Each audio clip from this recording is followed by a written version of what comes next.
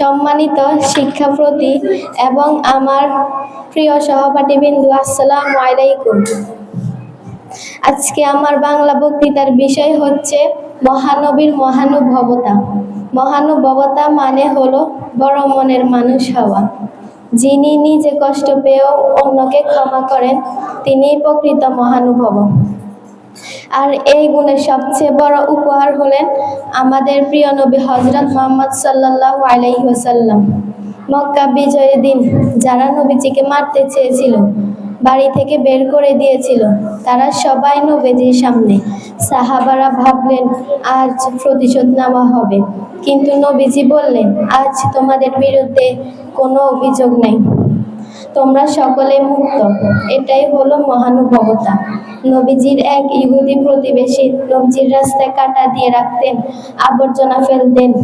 একদিন নবীজি দেখলেন রাস্তা পরিষ্কার। তিনি খোঁজ নিয়ে জানতে পারলেন যে ওই লোকটি অসুস্থ। দয়ার নবী তখনই তাকে দেখতে চলে গেলেন।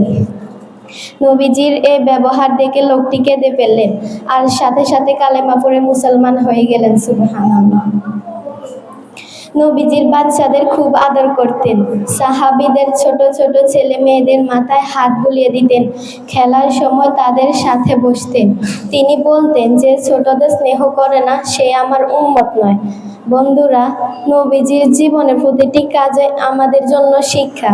তিনি শক্তি দিয়ে নয়, ভালোবাসা আর মহানুভবতা দিয়ে পুরো পৃথিবী জয় করেছেন।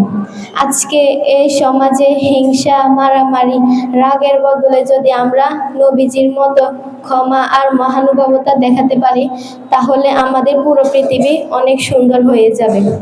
আসুন আমরা সবাই নবীজির আদর্শ অনুসরণ করি, ছোটদের স্নেহ করি, বড়দের সম্মান করি এবং আমার সবাই সাথে ভালো ব্যবহার করি। আল্লাহ আমাদের সবাইকে নবীজির সুন্নাত মেনে চলার তৌফিক দান করুক। আমিন।